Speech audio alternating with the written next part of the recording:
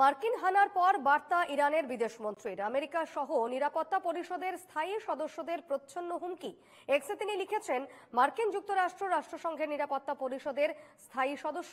ইরানের শান্তিপূর্ণ পরমাণু কর্মসূচিতে আঘাত এনে রাষ্ট্রসংঘের ঘোষণাপত্র, আন্তর্জাতিক আইন এবং এনপিটির গুরুত্ব লঙ্ঘন করেছে এবং সেক্ষেত্রে আজ সকালের ঘটনা অত্যন্ত নিন্দনীয় এবং এর দীর্ঘস্থায়ী পরিণতি রয়েছে।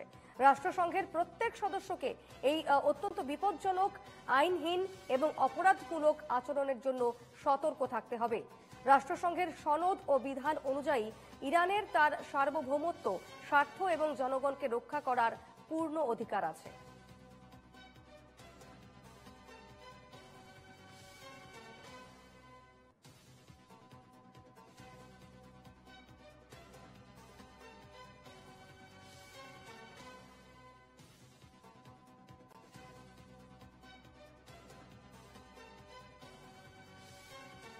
কথা বলে নেব, আমাদের সঙ্গে টেলিফোনে রয়েছেন প্রতিনিধি বাসব রায়। বাসব, মার্কিন হানার পর এবার ইরানের বিদেশমন্ত্রীর স্পষ্ট বার্তা।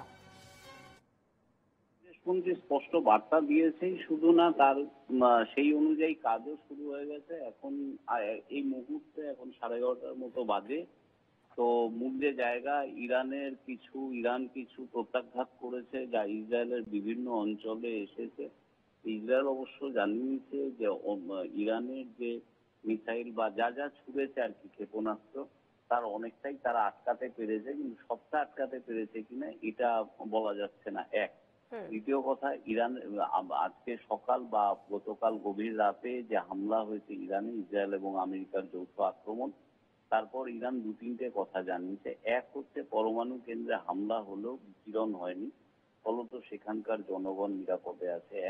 দ্বিতীয় কথা হচ্ছে হরমুজ প্রণালী, যেটা হচ্ছে মধ্যপ্রাচ্য এবং ইউরোপ বা আমেরিকার যে বাণিজ্যের যে জিনিসপত্র যাতায়াতের মূল যে পথ, সেটা বন্ধ করার কথা বলেছে ইরান।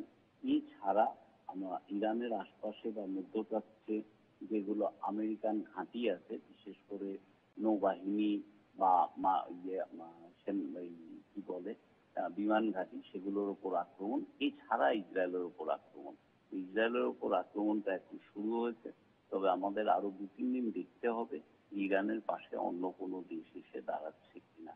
তবে এই মুহূর্তে মধ্যপ্রাচ্যের অবস্থা যথেষ্ট কি বলবো, সংকটজনক, এবং আমরা যারা ভারতীয় বা ভারতের দিক থেকে এটার মধ্যে চিন্তা করার বিষয় আছে। তার কারণ শুধু ইরান না, ইরান, ইরাক, তারপরে ইসরায়েল, অবশ্যই প্যালেস্তাইন এবং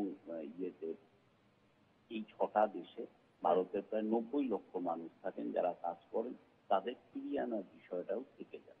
এই হচ্ছে গোটা পরিস্থিতি খারাপের দিকেই যাচ্ছে, এটা বলা যেতে পারে। বেশ, এই খবরের আপডেটে আরো নজর থাকবে। ধন্যবাদ বাসব।